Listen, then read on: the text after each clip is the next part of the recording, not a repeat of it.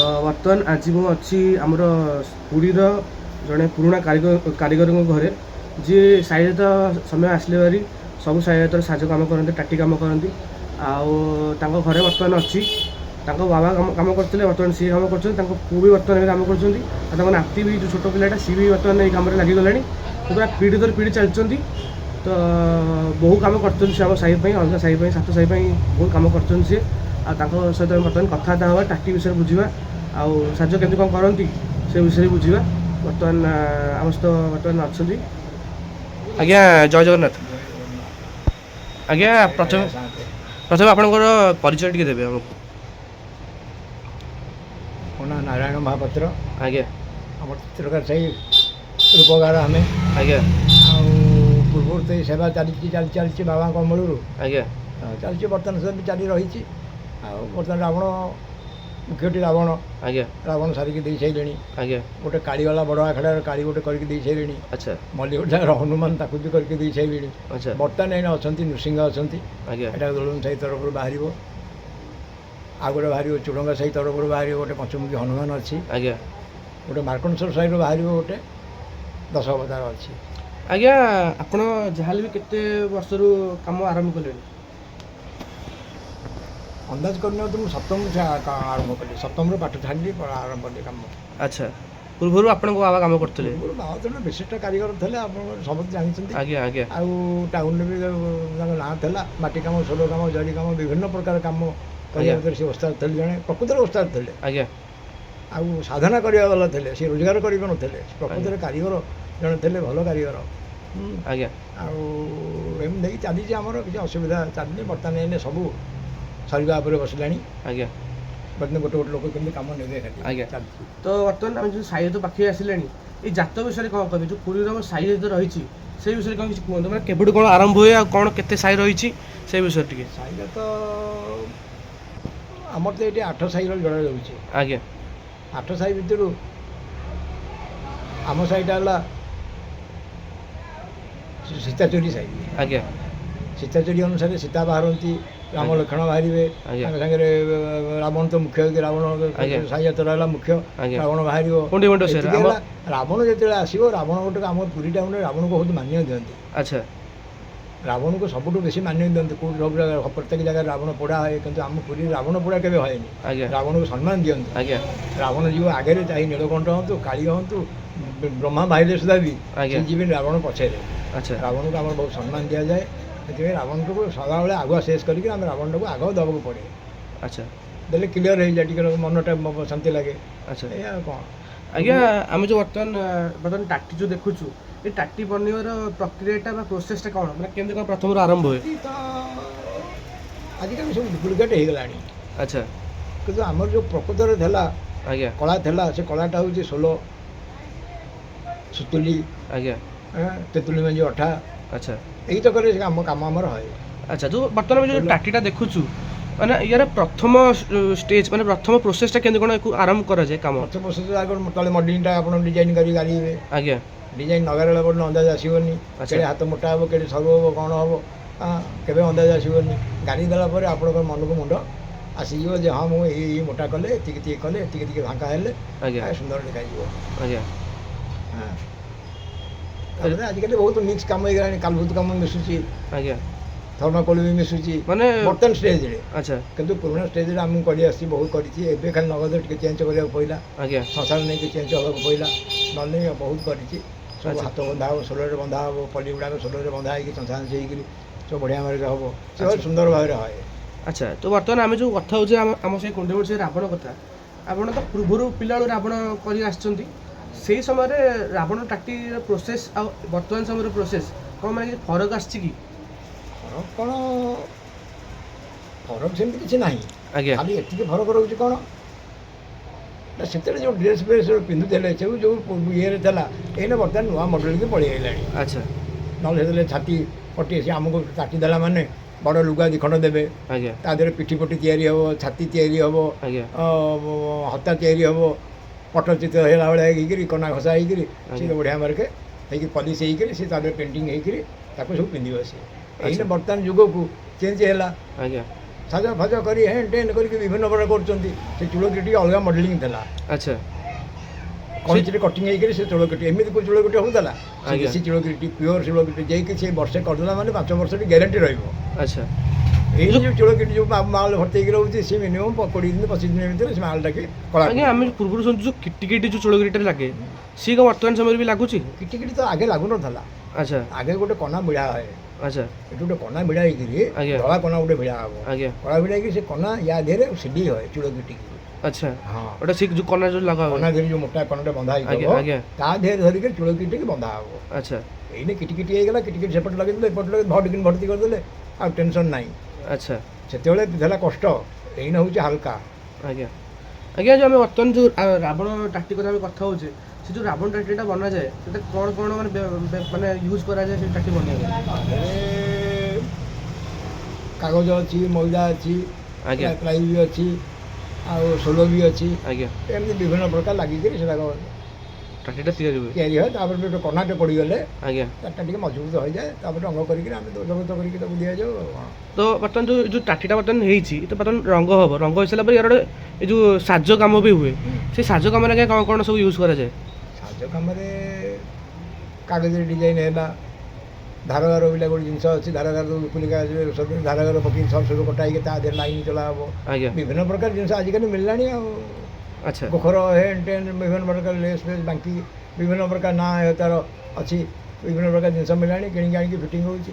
ଆଗେ ଯେଉଁଟା ଥିଲା ଆଜ୍ଞା ସେଟା କଥା ହେଉଥିଲା କ'ଣ ନା ଯିଏ କାରିଗରଟା ଗୋଟେ କାରିଗରୀ କାମ କରୁଥିଲା, ହାତରେ କଟିଂ କରି ହେନ୍ ଟେନ୍ କରି ଆଜ୍ଞା, ବିଭିନ୍ନ ଆଜ୍ଞା। ପ୍ରକାର ସେ କରୁଥିଲା। ତା'ର ବ୍ରେନ୍ ପୁରା ମୁଣ୍ଡ ଖର୍ଚ୍ଚ କରି କରୁଥିଲା। ଆଜ୍ଞା ଏନେ ସବୁ ବିକ୍ରି ହେଉଛି, ସବୁ ବଢ଼ିଆ ବଢ଼ିଆ ଚକଚକ ମାଲ ବିକ୍ରି ହେଉଛି ଆଉ ଫିଟିଙ୍ଗ ହେଉଛି। ଆଉ ନହେଲେ ବି ହେବନି, ଆଜ୍ଞା କାହିଁକିନା ବର୍ତ୍ତମାନ ଷ୍ଟେଜ୍ରେ ଆପଣ ଯାହା ବି କରିବେ ଟିକେ ଚକଚାକିଆ ଦରକାର। ଆଜ୍ଞା ଆଚ୍ଛା ଆଉ ପୂର୍ବ ଅପେକ୍ଷା ଏଇନେ ବର୍ତ୍ତମାନ ଟିକେ ହାଲକା ବି ହେଇ ବସିଲାଣି ପ୍ରତ୍ୟେକ ଜିନିଷ। ସାଜବାଜ ହଁ ପ୍ରତ୍ୟେକ ଜିନିଷ ଆଚ୍ଛା ସାଜ ଯେଉଁ ଥିଲା କଷ୍ଟ କାମ ଥିଲା, ସେ କଷ୍ଟ କାମ କ'ଣ ହେଉଛି ଏଇନେ? ନା ଏଇନେ ସାଧା ସିଧା ହିସାବରେ ସେ ଲେସ୍ ଚମକା ଚମକି ଲେସ୍ ଦେଇକିରି ମାରି ଦେଉଛନ୍ତି, ଗଲା ସରସାଙ୍ଗରେ ହେଇଯାଉଛି କାମ। ଆଚ୍ଛା ତ ବର୍ତ୍ତମାନ ଆମେ ଯେଉଁ ମେଢ଼ କଥା ହେବା, ମେଢ଼ରେ ଯେଉଁ ଜିନିଷ ସବୁ ତିଆରି ହୁଏ ତାର କ'ଣ କ'ଣ ସବୁ ରୁହେ? ଯେମିତି ଭୁଜ ରୁହେ, ଆଉ ଅଲଗା ଜିନିଷ କ'ଣ ରୁହେ ମେଢ଼ର? ଭୁଜ ରହେ, ପେଟି ରହେ। ଆଜ୍ଞା ଆଉ ଭୁଜ ପେଟି ତ ଭୁଜ ପେଟି ରୁହେ। ଭୁଜ ପେଟିଟା ମୁହଁ ଟିକେ କାହାର ମୁହଁ ଖାଲୁଆ ମୁହଁରେ କରୁଛନ୍ତି, କିଏ ଖୋଲା ମୁହଁ, ଯାହାର ମୁହଁ ଦରକାର ସେ ମୁହଁ ଲଗାଉଛନ୍ତି। ଆଚ୍ଛା ତାଙ୍କ ବି ନୂଆ ମୁଣ୍ଡ ତିଆରି ହେଉଛି। ଆଜ୍ଞା ସେ ଏକା ମାପରେ ତିଆରି ହେବ। ଭୁଜ ଆଉ ମୁଣ୍ଡ ସେ ସବୁତକ ପେଟି ଏକା ମାପରେ ତିଆରି ହେବ। ମାନେ ଯିଏ ବନ୍ଧିବ ତା ମାପରେ ତିଆରି ହେବ। ତିଆରି ହେଇଗଲା। ଆଜ୍ଞା ବର୍ତ୍ତମାନ ଆପଣ ଯେହେତୁ ବହୁ ପୂର୍ବରୁ କାମ କରିଛନ୍ତି, ସେତେବେଳେ ସମୟରେ ଗୋଟେ ଆମର ପୁରୀରେ ଅଛି ପୂଜାମୁଖା। ପୂଜାମୁଖା ଆପଣ କେବେ ମୁଖା ବନେଇଛନ୍ତି? ପୂଜାମୁଖା କାମ କରିଛନ୍ତି? ହଁ ବହୁତ କରିଛି। ଏଇ ଗଲା ଗୋଟେ ଆଜି ହନୁମାନ ଗଲେ ଆଚ୍ଛା ପୂଜା ମୁଖା, ସିଏ ବହୁତ ରିକ୍ସ। ଆଜ୍ଞା ଆପଣ ଯେଉଁ ବର୍ତ୍ତମାନ ଯେଉଁ କାମ ଫେର କାଲି ଆସିବେ ଆମର ବିଶ୍ୱେଶ୍ୱରୀ। ଆଚ୍ଛା ବିଶ୍ୱେଶ୍ୱରୀ ଆପଣ କାଲି ଯଦି ଦରକାର ପଡ଼ିବେ ଆଚ୍ଛା ପରଦିନ ବିଶ୍ୱେଶ୍ୱରୀ କାଲି ଆସିବେ, ପରଦିନ ତାଙ୍କୁ ଦେଇଦେବି, କାରଣ ପୂଜା ମୂର୍ତ୍ତି ତାକୁ ଘରେ ରଖିହେବନି। ଆଜ୍ଞା ଆପଣ ଯେଉଁ ସେତେବେଳେ ଯେଉଁ କାମ କରନ୍ତି, ପୂଜାମୁଖା କାମ କରନ୍ତି, କ'ଣ ସେଥିରେ ମାନେ ନିୟମ ନିଷ୍ଠାର ପାଳନ କରି କାମ କରନ୍ତି? ନିୟମ ନିଷ୍ଠାରେ ତାକୁ ଖଣ୍ଡେ ଅଲଗା ଭଲ ଟିକେ ପିନ୍ଧିବାକୁ ପଡ଼ିବ। ଅବଶ୍ୟ ତ ଏଇ ଟାଇମ୍ରେ କିଛି କରିହେବନି, ହେଲେ ବାରଣ ହିସାବରେ କିଛିଟା ବାରଣ କରିବାକୁ ବାଧ୍ୟ ହୁଏ। ଆଜ୍ଞା ଗାମୁଛାଟେ ଭଲ ପିନ୍ଧିବାକୁ ପଡ଼େ। ସଦାବେଳେ ପରିଷ୍କାର ଗଲା ଧୁଆ ଧୋଇ ହେବ, ଗୋଡ଼ା ଧୋଇ ଦେଇ ହେବ। ଆଜ୍ଞା ଆଜ୍ଞା ବିଭିନ୍ନ ପ୍ରକାର ଶୌଚ କରିକିରି ଯେ ଆଜ୍ଞା ଅଇଁଠା ସଙ୍କୁଡ଼ି ବାରଣ ହେଣ୍ଟେନ୍ କରି ପ୍ରଭୁଙ୍କୁ ମୁଣ୍ଡିଆଟେ ମାରି ଦୋଷ କ୍ଷମା କର ପ୍ରଭୁ, ଅସୁବିଧା ନାହିଁ, ଆମେ ଚାଲିଛି। ଆଜ୍ଞା ଆମେ ତ ଭାବରେ ରହିବୁ ନା ଅଭାବରେ ରହିବୁନୁ। ଆଜ୍ଞା ଚିତ୍ରକାର କୁଳିଆ ଜନ୍ମ ହେଇଛୁ, ଆଜ୍ଞା କାମ କରିବେ ଆପଣ। ଆଜ୍ଞା ଆଉ ଆଜ୍ଞା ଆଉ ଗୋଟେ କଥା, ଆପଣଙ୍କ ଯୋଗୁରୁ ଆମ ଜାତ ବର୍ତ୍ତମାନ ଆଗେଇ ଚାଲିଛି। କାହିଁକିନା ଯଦି ଆପଣ ସେଇ ଯେଉଁ ସାଜ କାମ ନ କରିବେ, ବର୍ତ୍ତମାନ ପିଲା ଯେଉଁ ବନ୍ଧଉଛନ୍ତି ସେମାନେ ବନ୍ଧେଇ ପାରିବେ। ଆପଣଙ୍କ ଯୋଗୁରୁ ହିଁ ଆମର ସାଇଜ ଚାଲିଛି। ନାଇଁ ଆମ ଯୋଗୁରୁ ତ ଯାହା ଆଜ୍ଞା ପିଲାମାନଙ୍କର ଆଗ ଅପେକ୍ଷା ଏଇନେ ବହୁତ ଉତ୍ସାହ ଅଛି। ଆଚ୍ଛା ଆଗ ଅପେକ୍ଷା ଆଗେ ଯେତିକି ପିଲା ନ ବାହାରୁଥିଲେ, ଆଜ୍ଞା ବୟସ୍କ ଲୋକ ବାହାରୁଥିଲେ, ଏଇନେ କେହି ଗୋଟେ ହେଲେ ବୟସ୍କ ହେଲାଣି। ସବୁ ପିଲାମାନେ ବହୁତ ପିଲା ଏଇନେ ଯେଉଁ ସାହିରେ ଦେଖି ଆପଣ ଦେଖିଲେ ଆଜ୍ଞା ସବୁ ସାହିରେ ପିଲାମାନେ ହିଁ ସୁନ୍ଦର ଭାବରେ ଡ୍ରେସିଂ ପେଣ୍ଟିଂ ହେଇକି ବାହାରୁଛନ୍ତି। ଆଚ୍ଛା ଆଜ୍ଞା ଯେଉଁ ବର୍ତ୍ତମାନ ଆପଣ ଯେଉଁ କରୁଛନ୍ତି ଏ ଯେଉଁ ଟାଟି ଫାଟି କାମ କରୁଛନ୍ତି, ସାଜ କାମ କରୁଛନ୍ତି, ସେଥିରେ ଯେଉଁ ରଙ୍ଗ ବ୍ୟବହାର କରାଯାଏ, ସେ ରଙ୍ଗ ବିଷୟରେ କେଉଁ କେଉଁ ରଙ୍ଗ ବ୍ୟବହାର କରାଯାଏ? ସବୁ ଜାଗାରେ ତ ସବୁ ରଙ୍ଗ ବ୍ୟବହାର କରାଯାଏନି। ଆଜ୍ଞା ଏ ଯେଉଁ ପୂଜା ମୁଖା ହେଉଛି ଆଜ୍ଞା ତାକୁ ଗୋଟେ ୱାଟର ପେଣ୍ଟ ବ୍ୟବହାର କରିବାକୁ ପଡ଼ୁଛି। ଆଜ୍ଞା ଯେଉଁମାନେ ସବୁ ଅଲଗା ତାଟି ଫାଟି ବାହାରୁଛି ଆଜ୍ଞା ସେମାନଙ୍କର ସବୁ ଅଏଲ୍ ପେଣ୍ଟ, ଆଜ୍ଞା କାହାର ବି କିଏ କହୁଛି ଫେବ୍ରିକ୍ କର, ଆଜ୍ଞା ତାଙ୍କ ମନ ହିସାବରେ। କିନ୍ତୁ ପୂଜା ମୁଖା ଯେତକ ବାହାରିବ ଆଜ୍ଞା ସବୁ ପାଣି ରଙ୍ଗ ଯେମିତି ଆମର କଇଥଟାରେ ଗୋଳା ହେଇକି ରଙ୍ଗଟା ହେଉଛି ଆଜ୍ଞା କଇଥଟାରେ ପିଉଳି ଗୋଳା ହେଇକିରି ପିଉଳି ଦିଆ ହେଇକିରି ସଫେଦା ପିଉଳି ଆଜ୍ଞା ସେ ଚଢ଼ି ମାର୍କା ନାଲି ଆଜ୍ଞା ବାକି କଳା ଘରେ ପଡ଼ିଥିବ ଯେଉଁ ଦିବି କଳା ସେ କଳା ଏଇସବୁ ଜିନିଷ ୟୁଜ୍ ହୁଏ ତା ଆଚ୍ଛା। ଦେହରେ ରଖିଲା ମୁଖ୍ୟ ହେଲା କଇଥଟାଟା।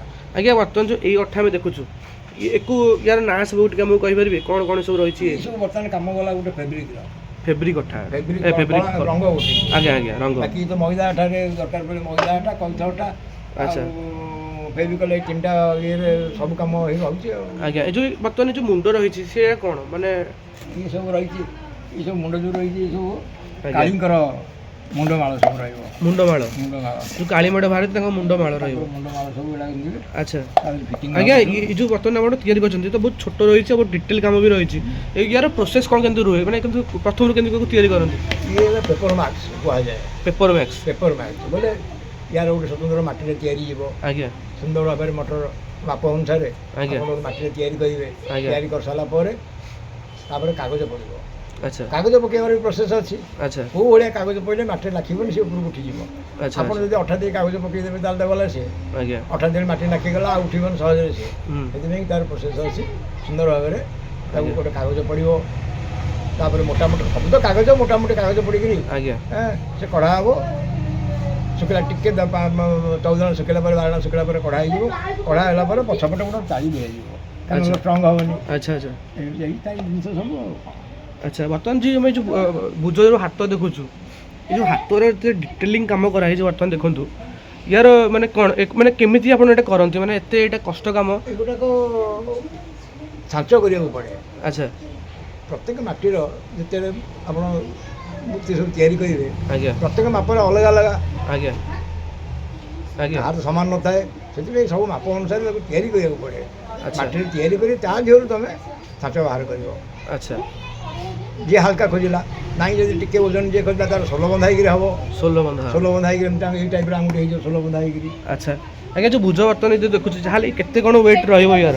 ଗୋଟେ 10 କିଲୋ 12 କିଲୋ ଭିତରେ ଓଜନ ରହିବ 12 କିଲୋ ରହିବ। ଆଉ ଯେଉଁ ବର୍ତ୍ତମାନ ପଛରେ ଯେଉଁ ଟାଟିଟା ଦେଖୁଛୁ ସେଇଟା ଯେଉଁ 10 ଟାଟି ଏଇଗୁଡ଼ାକ 14 କିଲୋ 15 କିଲୋ ଭିତରେ ରହିବ ଇଏ। ଆଚ୍ଛା ଆଚ୍ଛା ତ ୟାର ମାନେ ମଝି ଫ୍ରେମ୍ଟା ହେଉଛି ୟାର କାଠର ଆଉ ତାର ଏଇ ଯେଉଁ ସାଇଟ୍ ରହୁଛି ତାର ସବୁ ସେଇଟା କ'ଣ?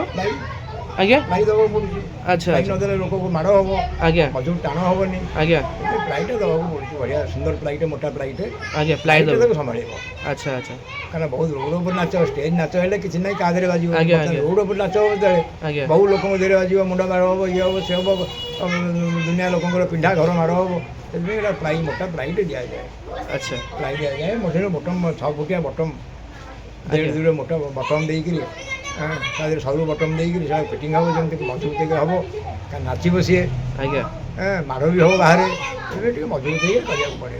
ଆଜ୍ଞା ଆଜ୍ଞା ଯେଉଁ ଆପଣ ଆମେ ବି ଦେଖିଛୁ ଆପଣଙ୍କୁ ଜାତ ସମୟରେ ଆମ କଣ୍ଡିଉଟ୍ ସାର୍ ଆପଣ ମୁହଁରେ ବି ଚିତ୍ର କରନ୍ତି ସେ ଯେଉଁ ଚିତ୍ର ବର୍ତ୍ତମାନ କରନ୍ତି ସେଥିରେ କ'ଣ କ'ଣ ବ୍ୟବହାର କେଉଁ କଲର୍ ବ୍ୟବହାର କରାଯାଏ ଆଉ ତା'ର ପ୍ରୋସେସ୍ କେମିତି ରୁହେ ମାନେ କେଉଁ ମାନେ ମୁହଁରେ କେମିତି ଆପଣ ଚିତ୍ର କରନ୍ତି ସେ ବିଷୟରେ କିଛି କୁହନ୍ତୁ। କ'ଣ ସେଟାକ ତ କଇଥଟାରେ ଗୋଳା ଯିବନି ଆଜ୍ଞା ତାର ଅଛି ସ୍ପିରିଟ୍ ଗମ୍ ଆଜ୍ଞା ଟିକେ ଭେସଲିଂ ଦିଆଯିବ ଭେସଲିଂ ପରେ ଏଟାକ ରଙ୍ଗଟା ତିଆରି ହେବ ଆମର ତା ନାଁଟା ମନେ ପଡ଼ୁନି ସ୍ପିରିଟ୍ ଗମ୍ ପୁରା ଅଛି ଏ ଯେଉଁ ରାବଣର ମୁହଁରେ ଯେଉଁ ରଙ୍ଗ କରାଯାଏ ତା'ର କେଉଁ ରଙ୍ଗ ବ୍ୟବହାର କରାଯାଏ? ଗ୍ଲିସରିନ୍ ସେଟା ଆଚ୍ଛା ଆଚ୍ଛା ଗ୍ଲିସରିନ୍ ମାନେ ଯେଉଁ ତା'ର ଯେଉଁ ମୁହଁରେ ରଙ୍ଗ କରାଯାଏ କେଉଁ ରଙ୍ଗ ତା'ର ବ୍ୟବହାର ହୁଏ ସେଇ ତା ମୁହଁରେ? ଧର ରାବଣ ତ ଆମର ରଙ୍ଗ ଦିଆଯାଏନି ଆଚ୍ଛା ରାବଣର ହେଲା ଘିଅ କଳା ଦିଆଯାଏ ଆଚ୍ଛା ଆଚ୍ଛା ତାକୁ ରାଶି ତେଲରେ ଘିଅ ବସେଇଥାଉ ପୂର୍ବରୁ ମାନେ ଆଜ୍ଞା। ସିଏ ହେଲା ପ୍ରଥମ ମୁଖ୍ୟ ସିଏ ହେଲା ଦେଶୀ ଜିନିଷ ଆଚ୍ଛା ସିଏ ହେଲା କ'ଣ ନା ମହାପ୍ରଭୁଙ୍କ ସେବା ଅଛି ଆଜ୍ଞା ସେବା ନେଇକି ତାକୁ କରିବାକୁ ପଡ଼େ ଗୋଟେ 100 ଗ୍ରାମ 200 ଗ୍ରାମ ରାଶି ତେଲରେ ଗୋଟେ ଆଜ୍ଞା। କଳା ପଡ଼େ ଆଚ୍ଛା କଳା ଏତେ ଖଣ୍ଡେ କଳା ବାହାରିବ କଳା ବାହାରିଲା ପରେ ତା ଏ ଯେଉଁ କଳା କୋଉଥିରୁ ବାହାରେ ସେ ଯେଉଁ ମାନେ ମାନେ ସେ କ'ଣ ହେବ ଗୋଟେ ଜାଗା ଯେମିତି ତାର ଦୀପ ଲାଗିବ ସେ ଥୁଆ ହେବ ଗୋଟେ ଜାଗାଟେ ଆଚ୍ଛା ତା ଦେହରେ କଳା ପଡ଼ିବ ଆଚ୍ଛା ଆଚ୍ଛା ଆଚ୍ଛା ଦୀପ ଧୂଆଁ ବାହାରିବ ଦୀପ ଲାଗିବ ଦୀପ ଲାଗିବ କଳା ପଡ଼ିବ କଳା ପଡ଼ିଲା ପରେ ସେଟାକୁ ବାହାରିକିରି ତା ଦେହରେ ଟିକେ କର୍ପୂର ପଡ଼ିବ ଆଜ୍ଞା ଚୂଡ଼ା ହେଇକି ଟିକେ କର୍ପୂର ଟିକେ ଦିଆଯିବ ଆଜ୍ଞା ଘିଅ ଟିକେ ଦିଆଯିବ ସେଟା ଖୋଲା ହେବ ମାନେ ଗୋଳା ହେବ ତାକୁ ହଁ ଭଲ କରି ଖଲି ପୁରା ଚିକିଣିଆ ହେଇଯିବ ଆଜ୍ଞା ତାପରେ ହାତରେ ସେଟାକୁ ଦିଆଯାଏ କଳା। ଆଗ ତିଲକଟେ ଦିଆଯିବ ତାପରେ ଧଳା ଗାରଟେ ନାଲି ଗାରଟେ ତାପରେ କଳାଟା କଳାଟା ରହିବ ହେଲେ ସେଟା ଚିକ୍କଣ କଳା ଭଳିଆ ରହିଲା সেটা କଲର୍ ଅଲଗା ଟାଇପ୍ର ଘିଅ ମିଶିକି ଦିଆହେଉଛି, ତେଣୁ ସେ ମହାପ୍ରଭୁଙ୍କ ସେବା କରିବାକୁ ଯାଇପାରିବ ସେ। ଆଜ୍ଞା ସେ ଯେଉଁ କଲର୍ ବୋଳାଯାଏ ମାନେ ପୋଡ଼ି ହୁଏନି ସେ ପୋଡ଼ିବନି ନା ପୋଡ଼ିବନି। ଆପଣ ରାସ୍ତାରେ ବସିଲା ପରା। ଆଚ୍ଛା ଆଚ୍ଛା ସେବେ ସେବେ ଇ ଦରକାର ବେଳେ ପଡ଼ିବ, କିନ୍ତୁ ସିଏ ପଡ଼ିବନି କାରଣ ସେ ରାସ୍ତାରେ ପଡ଼ିଲା। ଆଚ୍ଛା ଆଚ୍ଛା ସେଇଟା ମାନେ ନ୍ୟାଚୁରାଲ୍ ତିଆରି ହେଲା ସେଟା ଜିନିଷ ହେଲା, ତା ଦେହରେ କର୍ପୂର ଟିକେ ପଇଲା। ଆଜ୍ଞା ସୁନ୍ଦର ଭାବରେ ପାଉଡ଼ର ହେଇକି ସେ ରହିଲା, ଦିନକ ପୂର୍ବରୁ ତାକୁ ରେଡ଼ିକି ରଖିଥିବୁ ଆଉ। ଆଜ୍ଞା ସେଟା ସବୁଠାରୁ ବେଶୀ ଦାୟିତ୍ୱ ରହୁଛି ରାବଣ ଉପରେ। ଆଚ୍ଛା ଆପଣ ତ ଏତେ ବର୍ଷ ତାକୁ ମାନେ ରଙ୍ଗ କରୁଛନ୍ତି, କ'ଣ ମାନେ ଅନୁଭୂତି ଅଛି? ଅନୁଭୂତି କ'ଣ ଗୋଟେ ଭାବ ରହେ। ଆଚ୍ଛା ଗୋଟେ ମନରେ ଗୋଟେ ସ୍ନେହ ମମତା ଗୋଟେ ଅଲଗା ପ୍ରକାର ଆସେ, କାହିଁକିନା ବହୁ ଯୁଗରୁ ଏଇଟା ଗଢ଼ି ଆସୁଛି ଆମର। ଆଜ୍ଞା ଆପଣ ତ କେତେ ରାବଣ ଦେଖିଥିବେ ମାନେ ପିଲାବେଳେ ଯେହେତୁ କାମ କରୁଛନ୍ତି। କେତେ ରାବଣ ଦେଖିଲିଣି, କେତେ ମୋର କଲର୍ ଦେଲିଣି ମୁଁ ବହୁତ ଦେଖିଲିଣି। ଆଜ୍ଞା ଆଚ୍ଛା ବାବାଙ୍କ ମୂଳରୁ ବାବାଙ୍କ ସାଙ୍ଗରେ ବି ଯାଇକି ଦେଖିକି ଆସିଛି। ଆଜ୍ଞା ଯିଏକି ତାଙ୍କର ବୁଢ଼ା ଥିଲେ ସାଇନାୟକ, ଯିଏ ଥିଲେ ଅଲୋକ ସାଇନାୟକ, ଆଜ୍ଞା ତାଙ୍କର ଦେଖିଛି। ଆଜ୍ଞା ତାଙ୍କ ପୁଅ ବଙ୍କୁ ସାଇନାୟକ ତାଙ୍କର ଦେଖିଛି, ଆଜ୍ଞା କରିଛି ମୁଁ। ତାପରେ ଏଇନେ ଶିବା ସାଇନାୟକ ବାହାରିଛି, ସେ ତାର ବି କରୁଛି, ଆଜ୍ଞା ସେ ବି ନିଜେ ବନ୍ଧୁଛି। ଆଜ୍ଞା ଆଉ ଦେଖି ଦେଖିକି ତ ବୁଢ଼ା ହେଇଗଲେଣି ଆସିକିରି, ଆଉ କରିକି ବି ବୁଢ଼ା ହେଇଗଲେଣି। ଆଜ୍ଞା ସରକାରଙ୍କ ପାଖରୁ ବା ପ୍ରଶାସନ ପାଖରୁ ମନ୍ଦିର ପ୍ରଶାସନ ପାଖରୁ ଆପଣଙ୍କୁ କିଛି ସାହାଯ୍ୟ ମିଳୁଛି? ଯେହେତୁ ଆପଣ ମିଳିନି ଏପର୍ଯ୍ୟନ୍ତ କିଛି ମିଳୁନି, ଆପଣ ମାନେ ଏତେ ଚେଷ୍ଟା କଲେ ସୁଦ୍ଧା ବି ଆମର ହେଇପାରୁନି। ନା ନା ଏଇଟା ତ ମନ୍ଦିର ସହିତ ଯେହେତୁ ଜଡ଼ିତ ସାହିତ୍ୟଟା, ଆପଣ ଯେହେତୁ ଚିତ୍ରକାର ମାନେ ରାବଣର କାମ କରୁଛନ୍ତି, ଆପଣ ଅନ୍ୟ ବି କାମ କରୁଛନ୍ତି, କିଛି ସାହାଯ୍ୟ ମିଳୁନି ଆପଣଙ୍କୁ? ସାହାଯ୍ୟ ମିଳେନି, କୌଣସି ପ୍ରକାର ସାହାଯ୍ୟ ମିଳେନି, ଆମେ ପଇସା ନେଲୁ କାମ ହତାମ।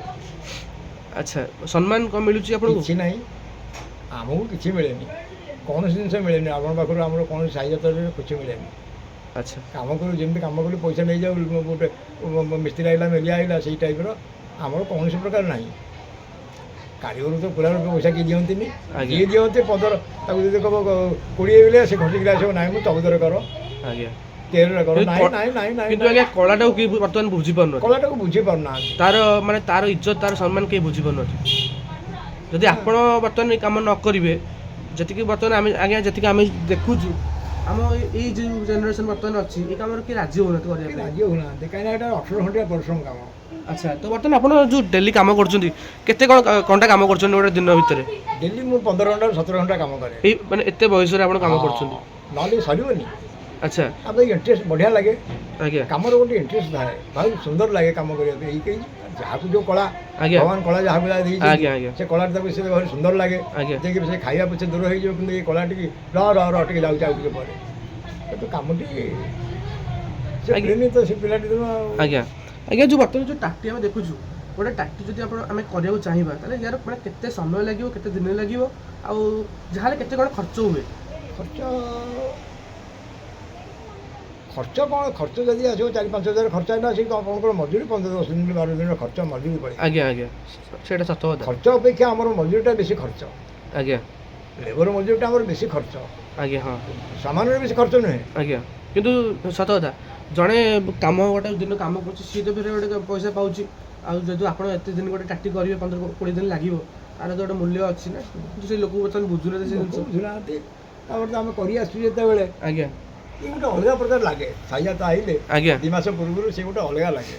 ରାତି ଦିନ କାମ କରିବା, ସାଇଜାତ ସବୁ ଆସିବେ ବାହାରୁ, ଖର୍ଚ୍ଚ ସାହିର ପିଲା ଆସୁଛନ୍ତି, ବାଲି ସାହିର ପିଲା ଆସୁଛନ୍ତି, ସବୁ ପିଲାମାନେ ଆସୁଛନ୍ତି, ଦେଖିଲେ ଗୋଟେ ଆନନ୍ଦ ଲାଗୁଛି, ଗୋଟେ ଆଗ୍ରହ ବର୍ତ୍ତମାନ ରହିଛି। ହଁ ପିଲାମାନେ ମୋ ଦରକୁ ସବୁ ଏତେ ବାଟକୁ ଆସୁଛନ୍ତି ସବୁ, ଆଜ୍ଞା କିଛି ଭରନି ସବୁ ହବ।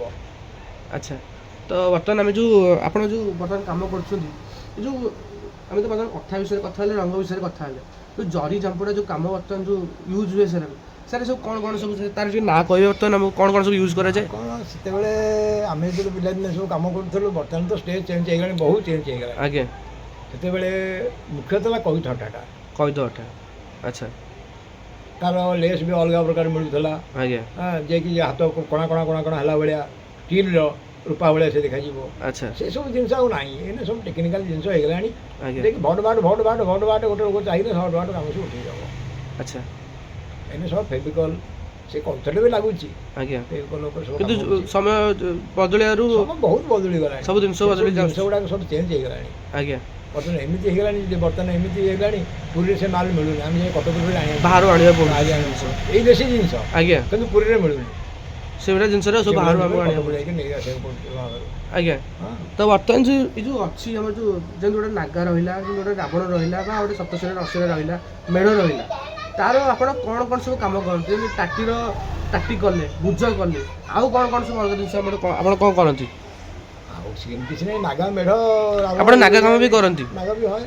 ଯେଉଁ ନାଗା ଆପଣ କରନ୍ତି ତାର କ'ଣ କ'ଣ ସବୁ ରହିଥାଏ କ'ଣ କ'ଣ କାମ କରନ୍ତି? ବର୍ତ୍ତମାନ ତ ନାଗାରେ ଆମର କିଛି ନଥାଏ ନାଗା ଫୁଲଟା ଥାଏ ଢେମୁଟିକି ସାଇଜ୍ କରିକି ଦେବୁ ଢେମୁଟା କରିକି ଦେବୁ ବାକି ନାଗା ଫୁଲଟା କରିକି ଦେବୁ ନାଗା ଫୁଲ ବାକି ତ ହାଣ୍ଡିଆ ସବୁ ଭିଡ଼ନ୍ତି ଆଉ ଆଜିକାଲି ସବୁ ଭିଡ଼ିଲା ବାଲା ଅଛନ୍ତି ଭିଡ଼ି ଦେଉଛନ୍ତି ହାଣ୍ଡିଆ ଭିଡ଼ି ଦେଉଛନ୍ତି ଇଏ ହାଲକା ଉପରେ ଆଜ୍ଞା ଭିଡ଼ି ଦେଉଛନ୍ତି ଖାଲି ଏ ଯେଉଁ ନାଗାର ଯେଉଁ ଢେଣୁଟା ଆପଣ କହୁଛନ୍ତି ସେ ଢେଣୁ କେମିତି ତିଆରି କରାଯାଏ? ଢେମୁଟା ଗୋଟେ ଭଲ ବାଉଁଶ ଦରକାର। ଆଚ୍ଛା ଗୋଟେ କଞ୍ଚାଳିଆ ବାଉଁଶ ପାକଳିଆ ବାଉଁଶ ଆଜ୍ଞା କଞ୍ଚା ଥବ ସେ କଞ୍ଚା ଅବସ୍ଥାରେ ସେ ରାଉଣ୍ଡିଂ ହେବ ଧନୁ ଭଳିଆ ଆଜ୍ଞା ବନ୍ଧା ହେଇକି ସେ ରହିଯିବ। ଆଚ୍ଛା ରହିଗଲା ପରେ ତାପରେ ଆପଣ ତାକୁ ସନ୍ତାଳରେ ବାନ୍ଧିକି ସାଇଜ୍ କରିକିରି କେଉଁଠି ମୋଟ କେଉଁଠି ସରୁ କରିକି ଧନୁଟା ଗୋଟେ ମୟୂରଟେ କଲେ କି ଡ୍ରାଗନଟେ କଲେ ସେଇ ଅନୁସାରେ ବାନ୍ଧିକିରି ଆପଣ ତାକୁ ସାଇଜ୍ କରିବେ ସାଇଜ୍ କରିସାରିଲା ପରେ ତାର ଆଉ ଗୋଟେ ଖଡ଼ି ମିଳେ କାଣ୍ଡ ସର କରିବା ପାଇଁ। ଆଚ୍ଛା ଯେଉଁ 25ଟା ନେଇକି ଏପଟେ 25 ସେପଟେ 25 ନେଇକି 22ଟା ଲାଗୁଛି କି 20ଟା ଲାଗୁଛି କାଣ୍ଡ ସର ସବୁ ସେ ସର ଗୁଡ଼ାକ ସବୁ ତା ଦେହରେ ବଢ଼ିଆ ମାନେ ବେଣିକିରି ଫିଟିଂ ହୁଏ। ଆଚ୍ଛା ସେ ସର ଗୁଡ଼ାକ ସବୁ କଲର୍ ହେଇଥିବ 4 ଇଞ୍ଚ ଖଣ୍ଡେ ନାଲି 4 ଖଣ୍ଡେ ହଳଦିଆ 4 ଖଣ୍ଡେ କଳା ଏଇ ଟାଇପ୍ର ସେ ନାଗା ପ୍ରାୟ ବାହାରୁନି ଆଉ। ହଁ ଏଇଟା ସତ କଥା ଆଜିକାଲି ସମୟରେ ଆଜ୍ଞା ନାଗା କିଏ ବନ୍ଧକୁ ରାଜି ହେଉନଥିଲେ ପୁରୀର ଗୋଟେ ମୁଖ୍ୟ ଜିନିଷ ହେଉଛି ନାଗା ନାଗା ହେବା ପାଇଁ ସେ ଫିଟିଂଟା ଟୋକା ବି କେହି ନାହାନ୍ତି ଆଉ ଆଜ୍ଞା କି ମାନେ ବର୍ତ୍ତମାନ ସମୟରେ ରାଜି ହେଉଛନ୍ତି ସେ ନସିରା ସପ୍ତଶିରା ଏଇସବୁ ଜିନିଷ ଦଶ ଅବତାର ଏଇ ଜିନିଷ ମତେ ରାଜି ହେଉଛନ୍ତି ଆଉ ଆଜ୍ଞା ହନୁମାନ ଆଜ୍ଞା କାଳୀ এইসবু রাজি হচ্ছেন নাগা প্রতি বর্তমান কার এতে আগ্রহতা নাই বিলকুল আগ্রহ নাই নাগা তো এই কেহি আসনাহাନ୍ତି গোটে হেলে এই বর্ষ টোটাল আপন নাগা কাম করনা নাগা वाला কে আসনাহাନ୍ତି আর বর্ষ করছিলে আর বর্ষ গোটে হিতলা আচ্ছা কিন্তু নাগা বর্তমান বাহারুনি নাগা বাহারুনি আর নাগার প্রশ্ন উঠুনি নাগা ପାଇଁ কি দরকার তার চেহারা টিকে অলগা থাই নাগার আজ্ঞা যে বন্ধিত সে টিকে মানে মানে হেলদি থিব যেমতি আখি টিকে পেন্ডা গুড়া টিকে মোটামଳିଆ আজ্ঞা আজ্ঞা হ্যাঁ আখিটা ভালো ଥିବ ତାର ବଡ଼ ବଡ଼ ଆଖି ତଳ ଟିକେ ଆଖି ରହିଲା ବଡ଼ ବଡ଼ ଢେଲା ଢେଲା ଆଖି ଥବ ସେ ଷ୍ଟାଇଲ୍ର ପିଲାମାନେ ଆଉ କେହି ନାହାନ୍ତି ଏନେ ସେ ଷ୍ଟାଇଲ୍ ଅଲଗା ହେଇଗଲାଣି ବୁଝିଲେ ଆଜ୍ଞା ଆଜ୍ଞା ଜମାନା ଚେଞ୍ଜ ସାଙ୍ଗରେ ସବୁ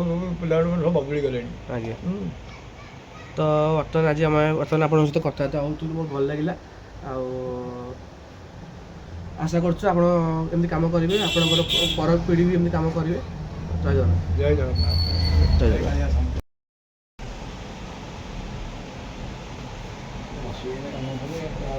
ରଙ୍ଗ କରିବେ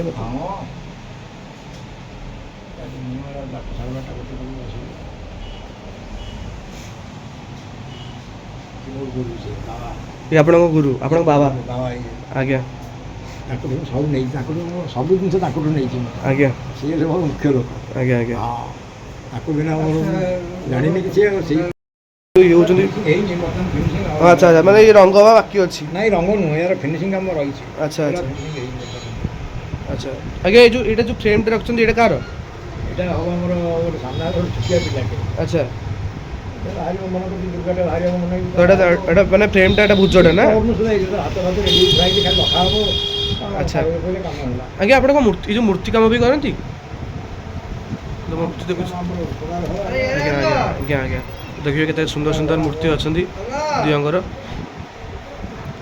ଏ ଯେଉଁ ଆଜ୍ଞା ଯେଉଁ ଉପରେ ଯେଉଁ କାଠରା ଯେଉଁ ଏଇଟା କ'ଣ ସୋଲୋ ଏଇଟା ସୋଲୋ ଯେଉଁ ସୋଲୋ କାଠ କୁହନ୍ତୁ ଆଚ୍ଛା ଆଚ୍ଛା ବହୁ କଷ୍ଟଲି ମାନେ ବହୁତ ଅଧିକ ପଇସା କାର୍ତ୍ତିକ ମାସ ଛଡ଼ା ଆଉ ସେକେଣ୍ଡ ପାଇବେନି ଆପଣ ଏଇ କାର୍ତ୍ତିକ ମାସ ସମୟରେ ମିଳିବ ମାସରେ ଯାହା ଗୋଟିଏ ମାସରେ ମିଳିବ ଆଚ୍ଛା ଆଚ୍ଛା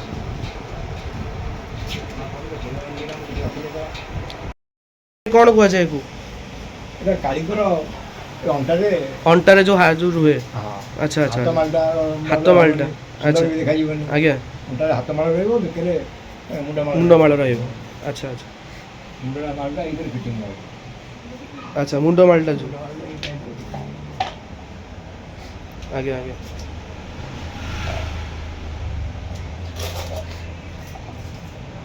ହଁ ଥାଉ ସେଠି ଥାଉ